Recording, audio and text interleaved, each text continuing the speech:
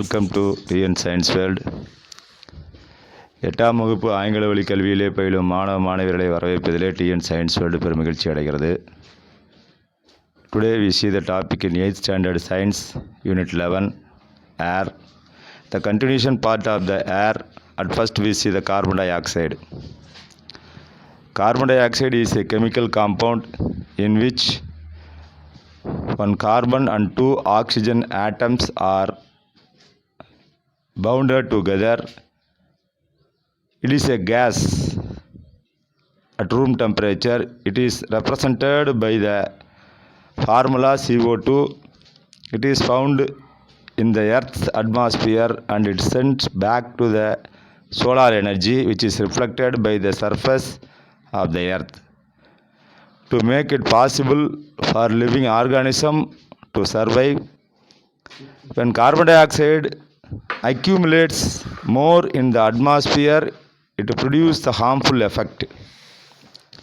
Carbon di oxide ஒரு carbon மற்றும் 2 oxygen அணுக்களால் பிணைக்கப்பட்ட ஒரு வேதிச்சேர்மம். அறை வெப்பநிலையிலே இது வாயுவாக உள்ளது. இது கார்பன் டை ஆக்சைடு CO2 என்ற வாய்ப்பாட்டை குறிக்கிறது. பூமியினுடைய வளிமண்டலத்திலே இது காணப்படுகிறது. பூமியால் திருப்பி அனுப்பப்பட்ட சூரிய ஆற்றலை மீண்டும் பூமிக்கே அனுப்பி உயிரினங்கள் புவியில் வாழ தேவையான வெப்பநிலையை இது வழங்குகிறது. ஆனால் வளிமண்டலத்திலே கார்பன் டை ஆக்சைடுடைய அளவு மிகவும் அதிகரிக்கும் பொழுது பல தீய விளைவுகளை உண்டாக்குகிறது. Then we see the occurrence of carbon dioxide. Carbon டை ஆக்சைடுடைய பரவல். Carbon dioxide is present in air to the extent of about 0.03% by volume. It is evolved by the plants and animals during respiration and is produced during the fermentation reaction. Much of the naturally occurring CO2 is emitted from the magma through volcanoes.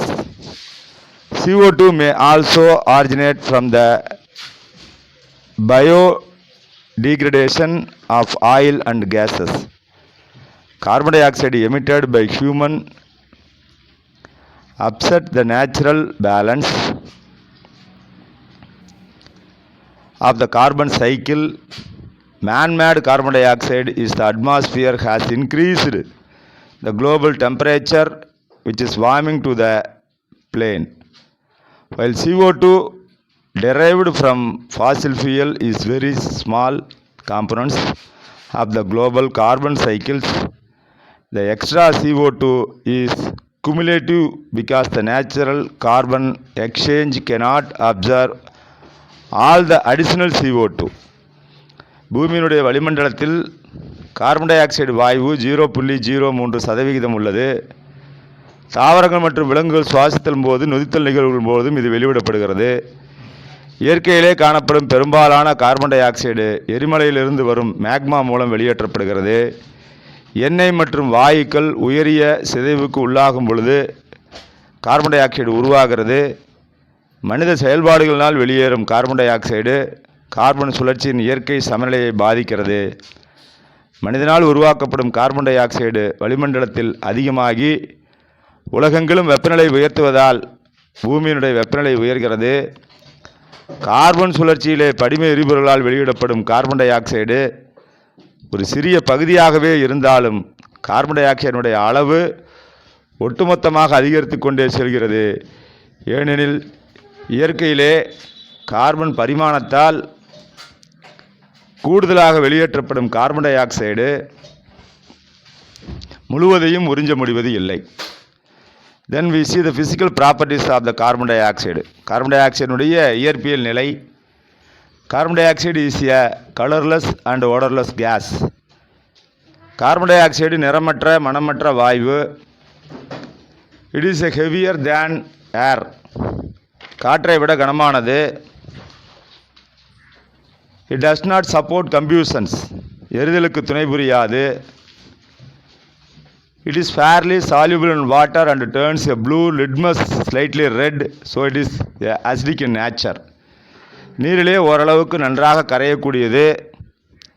மேலும் இது நீல litmus தாளை சிவப்பாக மாற்றுகிறது. எனவே இது அமிலத்தன்மை வாய்ந்தது. It can easily be liquefied under high pressure and can be solidified. The solid form of CO2 is called dry ice, which undergoes sublimation. அதிக அழுத்தத்தை பயன்படுத்தி இதனை திரவமாக்கலாம். அது மட்டுமல்லாமல் திண்மமாகவும் மாற்றலாம். திடநிலையில் உள்ள கார்பன் டை ஆக்சைடு உலர் பனிக்கட்டி என்று அழைக்கப்படுகிறது. இது பதங்கமாதலுக்கு சப்ளிமேஷனுக்கு உட்படுத்தப்படுகிறது என்பது. More to know, the process of conversion of solid into vapor without reaching liquid state is called as a sublimation. Sublimation என்றால் என்ன என்பதை பற்றியான விளக்கம் இங்கு கொடுக்கப்பட்டுள்ளது. ஒரு பொருளை வெப்பப்படுத்தும் பொழுது ஒரு பொருள் திடநிலையிலிருந்து திரவநிலைக்கு மாறாமல் நேரடியாக வாயு நிலைக்கு மாறும் நிகழ்வு பதங்கமாதல் என்று பெயர். This is also called as a sublimation. Then the chemical properties of the carbon dioxide: combustibility, எரிதல். It is a non-combustible gas and not a supporter of combustion. தானாக எரியாது மற்றும் எரிதலுக்கு துணை புரியாது carbon di oxide. Reaction with metal, lighter metal like sodium, potassium and calcium combine with CO2 to form a corresponding carbonates, whereas a magnesium gives its oxides and carbon. Carbon di oxide லேசான உலோகங்களான sodium, potassium, calcium ஆகியவற்றுடன் இணைந்து அவற்றின் கார்பனேட்டுகளை உருவாக்குகின்றன. ஆனால் magnesium அதனுடைய ஆக்சைடையும் கார்பனையும் தருகிறது. இதற்குண்டான சமன்பாடு 4Na + 3CO2 gives 2Na2CO3 + C sodium carbonate, 2Mg magnesium + CO2 gives 2MgO magnesium oxide plus carbon என்ற கெமிக்கல் ஈக்குவேஷனோடு வேதி சமன்பாடோடு இந்த ரியாக்ஷன் வித் மெட்டல் என்கின்ற நிகழ்வு நிறைவேறுகிறது. Then reaction with sodium hydroxide alkali, sodium ஹைட்ராக்சைடுடன் வினைபுரிந்தால், காரத்துடன் வினைபுரிந்தால் என்ன நிகழ்கிறது? Sodium hydroxide base is neutralized by carbon dioxide acidic to form as a sodium bicarbonate salt and water. Sodium hydroxide NaOH + CO2 gives NaHCO3 sodium bicarbonate உருவாகிறது plus நீர் H2Oயும் உருவாகிறது. Reaction with lime water calcium hydroxide, சுட்ட சுண்ணாம்புடன் calcium hydroxide வினைபுரிந்தால் when a limited amount of CO2 is passed through the lime water, it turns milky due to the formation of insoluble calcium carbonate. CaOH twice plus CO2 gives CaCO3 plus H2O calcium carbonate உண்டாகிறது. When an excess amount of CO2 is passed through the lime water, it first turns milky and the milkiness disappears due to the formation of the soluble calcium hydrogen carbonate CaHCO3 twice. அதிக அளவு carbon di oxide சுண்ணாம்பு நீரிலே செலுத்தப்படும் பொழுது முதலிலே பால் போன்ற நிறம் தோன்றி பின்னர் அது மறைகிறது. இதற்கு காரணம் கரையக்கூடிய கால்சியம் ஹைட்ரஜன் கார்பனேட் உருவாவதே ஆகும் என்பது. Then more to know, Venus atmosphere consist of ரஃப்லி 96 to 97% carbon dioxide. Because of the amount of carbon dioxide present, the surface of Venus continuously retains heat and as such, the surface temperature of Venus is roughly 462 degrees centigrade, making the hottest planet in our solar system. வெள்ளிக்கோளினுடைய வளிமண்டலத்திலே 96 முதல் 97% carbon di oxide உள்ளது. Carbon டை ஆக்சைடுடைய அளவு அதிகமாக இருப்பதால் வெள்ளியினுடைய மேற்பரப்பால் வெப்பத்தை தக்க வைத்துக் கொள்ள முடிகிறது. வெள்ளியின் மேற்பரப்பு வெப்பநிலை தோராயமாக 462 டிகிரி சென்டிகிரேடாக இருக்கிறது. எனவே தான் சூரிய குடும்பத்திலே வெள்ளி மிகவும் வெப்பமான கோளாக கருதப்படுகிறது. Then uses of carbon dioxide. CO2 is used to prepare the soft drinks of aerated drinks. காற்றேற்றப்பட்ட குளிர்பானங்கள் அல்லது மென்பானங்கள் தயாரிக்க பயன்படுத்தப்படுகிறது. It is used to the fire extinguisher. திட கார்பன் டை ஆக்சைடு உலர்பனிக்கட்டி எனப்படுகிறது. இது குளிர் பதன கிடங்குகளிலே குளிரீட்டியாக பயன்படுத்தப்படுகிறது. It is used to manufacturing of sodium carbonate by Solvay process. இது மிகவும் குளிர்ச்சியாக இருப்பதால் காற்றிலே ஈரப்பதம் இதன் மீது விழுந்து அடர்த்தியான வெண்ணிறை புகமூட்டம் போன்ற தோற்றம் உருவாகிறது. இப்பண்புக்கு மேடை நிகழ்ச்சிகள் மற்றும் சினிமா காட்சிகள் பயன்படுத்தப்படுகிறது. And then solid carbon dioxide called as a dry ice is used to the refrigerant. The gas is so cold that moisture in the air condenses on it, creating the dense fog which is used to stage show and movie effect. முன்னரே பார்த்து விட்டோம். மேடை நிகழ்ச்சிகள் மற்றும் சினிமாக்களில் காட்சிகளில் பயன்படுத்தப்படுவது. It is used along with the ammonia in the manufacture of fertilizer like urea. Carbon dioxide தீயணைப்பான்களை பயன்படுத்தப்படுகிறது. தென் யூரியா போன்ற உரங்களில் தயாரிக்க அமோனியாவுடன் சேர்ந்து பயன்படுகிறது. CO2 can be used in the preservation of food grains, fruits, etc. உணவு தானியங்கள், பழங்கள் போன்றவற்றை பதப்படுத்த இது பயன்படுத்தப்படுகிறது. Then more to know, aerated water is nothing but carbon dioxide dissolved in water under pressure. This is also called as a soda water. காற்றேற்றப்பட்ட நீர் என்பது அதிக அழுத்தத்திலே carbon di oxide வாயு நீரில் கரைந்துள்ள பொருளாகும். இது சோடா நீர் என அழைக்கப்படுகிறது. Then we see the greenhouse effect and global warming. The solar radiation is absorbed by the surface of land and ocean. In turn, they release the infrared radiation of heat into the atmosphere. Certain gaseous molecules present in the atmosphere absorb in infrared rays and radiates the heat in all directions. Hence, these gases maintain the temperature of Earth's surface. The gases which absorb this radiation are called as a greenhouse gases, and this effect is called greenhouse effect. சூரியனிலிருந்து வரக்கூடிய ஒளிக்கதிர்கள் நிலப்பரப்பு மற்றும் கடல் பரப்பினால் உறிஞ்சப்படுகின்றன.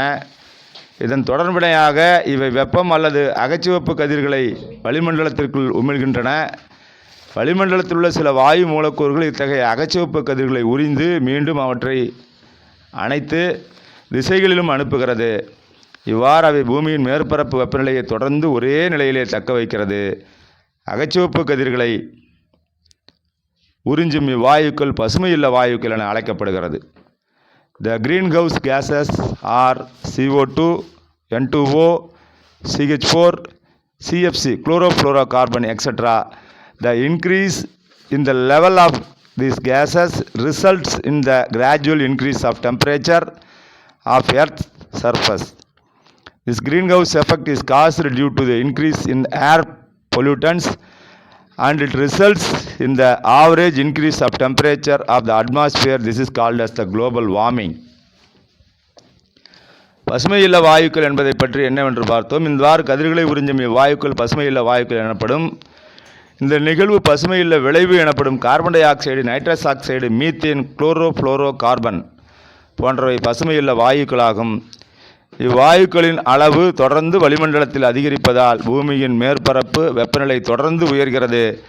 வளிமண்டலத்தில் காற்று மாசுபடுதலுடைய அளவு தொடர்ந்து அதிகரிப்பதாலும் பசுமையில்ல விளைவு அதிகமாகி புவியினுடைய வாயு மண்டல வெப்பநிலை சராசரியாக உயர்ந்து கொண்டே வருகிறது. இது உலக வெப்பமயமாதல் என அழைக்கப்படுகிறது. Then effect of global warming, உலக வெப்பமயமாதலுடைய விளைவுகள். The following are effect of the global warming: melting the ice cap and glaciers, பனிமலைகள் மற்றும் பனிப்பாறைகள் உருகக்கூடிய தன்மை. Increase the frequency of fluids, solid erosion and unseasonal rains, அடிக்கடி வெள்ளம், மண்ணரிப்பு உருவாதல் மற்றும் பருவகாலம் சாராத மழை ஆகியவை அதிகரிக்கிறது. Loss of biodiversity due to the extinction of the coral reefs and other key species, பவளப்பாறைகள் மற்றும் முக்கிய உயிரினங்கள் அழிந்து உயிரி பல்வகைத்தன்மை இழப்புக்கு காரணமாகிறது. Spreading of water borne and insect borne diseases, நீர் மற்றும் பூச்சிகளால் வரக்கூடிய நோய்கள் பரவுவது குளோபல் வார்மிங் வாயிலாகத்தான், உலக வெப்பமயமாதல் வாயிலாகத்தான். தென் ப்ரிவென்டிவ் மெஷர், தடுக்கக்கூடிய முறைகள் என்னவென்று பார்த்தோமானால், reducing in the use of the fossil fuel, படிம எரிபொருள்களை குறைவாக பயன்படுத்துதல். கண்ட்ரோலிங் டீஃபாரஸ்டேஷன், காடுகளை அழிவதை தடுத்தல். Restricting the use of CFCs, CFC பயன்பாட்டை குறைத்தல். குளோரோஃப்ளோரோ கார்பனை. பிளான்டிங் மோர் ட்ரீஸ், அதிக எண்ணிக்கையிலே மரங்களை நடுதல். Reducing, reusing and recycling resources, 3R என்று இதற்கு பெயர். அதிக எண்ணிக்கையிலே மரங்களை நடுதல், பயன்பாட்டை குறைத்தல், மீண்டும் மீண்டும் பயன்படுத்துதல் மற்றும் மறுசுழற்சி செய்தல். Then using the renewable energy resources, மறுசுழற்சி செய்யக்கூடிய முறைகள். And then we see the acid rain, அமிலமழை. Rain water is actually the purest form of the water. However, pollutants such as the oxides of nitrogen, N2O, NO2, and sulfur SO2, SO3 in the air released by factories, burning fossil fuels, eruption of volcanoes, etc., dissolve in rainwater and form nitric acid and sulfuric acid, which adds up to the acidity of rainwater, hence it result in acid rain. நீரின் தூய வடிவம் மழைநீராகும். எனினும் தொழிற்சாலைகளிலே கழிவு வெளியேற்றம், எரிபொருளை எரித்தல், எரிமலை வெடிப்பு போன்றவற்றால் காற்றிலே கலக்கும் மாசுபடுத்திகளான நைட்ரஜன், சல்ஃபர் ஆக்சைடுகள் போன்றவை மழைநீரிலே கரைந்து நைட்ரிக் அமிலம் மற்றும் சல்ஃபியூரிக் அமிலங்களை உருவாக்கி மழைநீரை அமிலத்தன்மை உடையதாக மாற்றுகிறது. இதனால் அமிலமழை உருவாகிறது. Then effect of acid rain, அமிலமழையினுடைய விளைவுகள். Acid rain affects us in many ways. Some of us the consequence of the given below. It irritates eyes and skin of human beings. மனிதர்களின் கண்களிலும் தோலிலும் எரிச்சலை உண்டாக்குகிறது. It inhibits germination and growth of seedlings. விதை முளைத்தலையும் வளர்தலையும் தடை செய்கிறது. It changes the fertility of the soil, destroys the plants and aquatic life. மண்ணினுடைய வளத்தை மாற்றுவதோடு தாவரங்களையும் நீள்வாழ் உயிரினங்களையும் அழிக்கிறது. It causes corrosion of many buildings, bridges, etc. கட்டிடங்கள் மற்றும் பாலங்களின் அரிப்பிற்கு காரணமாக அமைகிறது. இவை அனைத்துமே அமிலமழையினுடைய விளைவுகள். Then we see the preventive measures of the acid rain. எவ்வாறு இதை தடுக்கலாம் அமிலமழை என்பது. Acid rain and its effect can be controlled by the following ways. Minimizing the usage of fossil fuels such as the petrol, diesel, etc. அமிலமழையின் பாதிப்புகளை கீழ்கண்ட வகைகளில் தடுக்கலாம். Petrol, diesel மற்றும் படிம எரிபொருளுடைய பயன்பாட்டை குறைத்தல் மூலம் அமிலமழையை தடுத்தல் மூலம் தடுக்கலாம். Using CNG. What is mean by CNG? Compressed natural gas, அமுக்கப்பட்ட இயற்கை வாயு. அழுத்தப்பட்ட இயற்கை வாயுவை பயன்படுத்துவதன் வாயிலாக தடுக்கலாம். யூசிங் த நான் கன்வென்ஷனல் சோர்ஸ் ஆஃப் எனர்ஜி, மாற்று எரிபொருளை பயன்படுத்துவதால் தடுக்கலாம். Then we see the proper disposal of the industrial waste. தொழிற்சாலைகளிலிருந்து வெளியேறக்கூடிய கழிவுகளை பாதுகாப்பான முறையிலே வெளியேற்றுவதன் மூலம் அமில மழை உருவாதலை தடுக்க முடியும். பாடம் அலகு 11 நீர் என்கின்ற பாடம் நிறைவு பெற்றது. அடுத்த பாடத்தினுடைய காணொளியை பின்பு காண்போம். Until then, thank you so much.